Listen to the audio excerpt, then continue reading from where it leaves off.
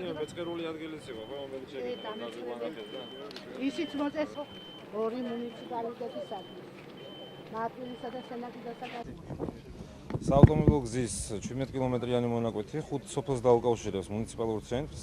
ამ გზის მეშვეობით 7000-ზე მეტი მოსახლე უსაფრთხოდ და კომფორტულად გადაადგილდება დღეიდან.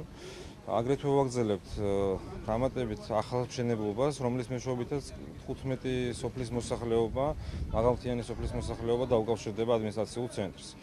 რეგიონული განვითარების და ინფრასტრუქტურის სამინისტრო 2012 წლიდან დღემდე 554 კილომეტრი გზის რეაბილიტაცია განახორციელა და მათ შორის ერთ-ერთი უმნიშვნელოვანესი მონაკვეთი ეს გზაა სწორედ. დღეს სიმბოლურად მოყვარულები გახსნიან ამ გზას და მის ხარისხს გასინჯავენ.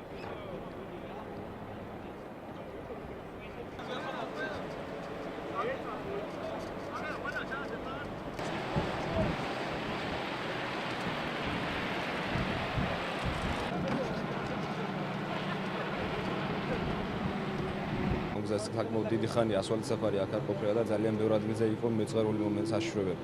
მთლიანად გამაგრდა ნაპირ-სამაგრის სამუშაოებით გზის არსებული ნაპირი და შეეხება სამუშაოების დაწყება დასრულებას იგი 2013-ში დაიწყო და უკვე 2014 წლის ამ დროისათვის უკვე დასრულებულია. ასევე აღსანიშნავია, რომ ჩვენ უკვე ვიწყებთ გზის ამ გაგრძელებას დაახლოებით 7 კილომეტრიანი გზის ახალი მონაკვეთის მშენებლობას, რომელიც ჩვენ თემშუგან შეგიძლიათ დაინახოთ, თუ როგორ იწყება იქ სამუშაოები.